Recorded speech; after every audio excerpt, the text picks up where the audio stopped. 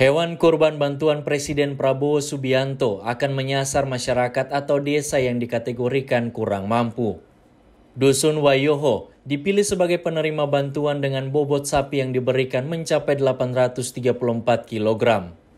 Dinas Pertanian Provinsi Maluku telah memastikan hewan kurban tersebut dalam kondisi yang sehat.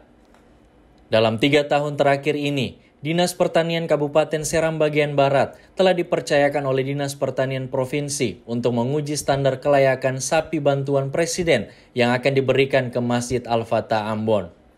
Bantuan hewan kurban Presiden Prabowo Subianto tersebut yang diberikan ke Masjid Al-Fatah Ambon memiliki berat 1 ton 35 kg.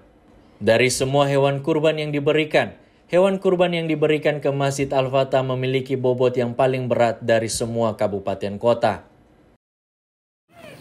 Jadi tidak semua desa yang dianggap layak, tapi ada standar yang akan diberikan disalurkan kepada mereka.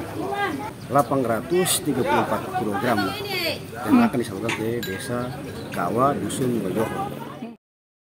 Sementara itu, Arif Awayaro, Kepala Dusun Wayoho sangat berterima kasih atas bantuan hewan sapi kurban yang diberikan oleh Presiden Prabowo Subianto.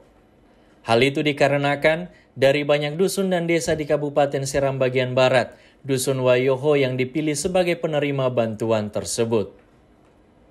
Apresiasi yang sangat tinggi bahwa salah satu di antara sekian dusun atau puluhan bahkan ratusan desa yang ada di SBB, salah satunya itu Dusun Wayoho yang mendapatkan penyerahan hewan korban dari Bapak Presiden Republik Indonesia itu Bapak Prabowo. Dari Piru, Kecamatan Seram Barat, Kabupaten Seram bagian Barat, kontributor TVRI Joshua Kaya melaporkan.